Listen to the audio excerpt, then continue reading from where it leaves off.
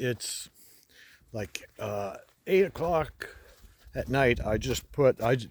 I grounded the rust off where in the middle of the hood. I got that chrome center strip off. So this is kind of like a video before tomorrow, before I prime everything. I got most of it sanded with like 180, which is a little too fine, I found, for my brushwork. So I'll probably put primer in the little gun and give it a spray. But I just thought I'd show everything's kind of relatively straight and smooth. And that's wet body fill. It'll where it's on real thin. The metal was a little bit warped.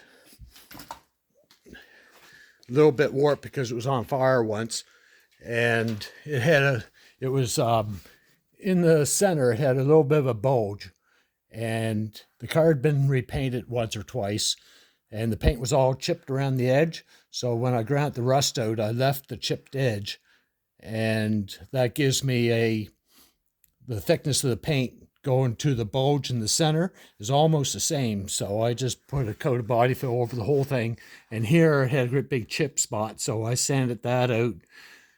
And anyway, that body fill is put on more or less like spot putty. It's quite thin, and I'm gonna let it sit overnight and dry. That way I can sand it, because it's way too thin for any kind of sanding for tonight. But by tomorrow, it won't have that scum on top. It'll be dry. But I'm leaving, like here, there's chips and stuff, and there's a lot of missing paint, more or less. And I'm leaving all that. I'm not sure about the flames. I can always put the flames back on. It's a little hard to paint the hood and leave the flames. I can paint like here and leave that. And maybe that's exactly what I'll do. But anyway, I just thought I'd show this. It's as smooth as it's going to be. It feels good. In the camera, when you look at it, you can't really tell where the gap is, because I got like the edge, like the lines don't show up. Like after it's painted, you'll see the gap. But, well, if you know what I mean. But anyway, it's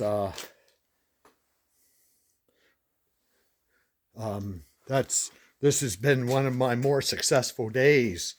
I did have this a little bit closer, but when I sanded it and got everything squared off, I didn't feel like putting one more coat on, so I squared it off where it was easy to sand, and it made it just a smidgen wider than I did have it. But it's definitely good enough, and that is kind of what pays here is the word good enough.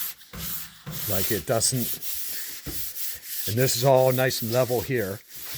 So anyway, I just thought I'd show this. But how much of this, like Christina or whatever you call that, how much of that I want to cover up, I don't know. I don't really want to paint over any of this. So maybe I'll leave the remains of the flames and just paint the worst of, like I'll leave this, but paint this. You know, the same idea as what I did down here. I'll just kind of leave some, but one thing about it, after the blue paint I put on dries, some of it can always be sanded back off to give me more character a little bit later. But anyway, I guess that I'm going to call it a night for out here. By doing everything by hand, other than the grinding of the rust, the dust falls downward. I'm very conscientious of that. But when I grounded the rust, I did it before supper, and I ground it and got all the rust out, and then I turned off the lights and left. So I didn't have to breathe it. But anyway, it's amazing how I'm going to have to blow and vacuum all in around, because with the undercoating, all this body fill dust is all sticking to everything underneath the hood. But anyway, see you later. Bye.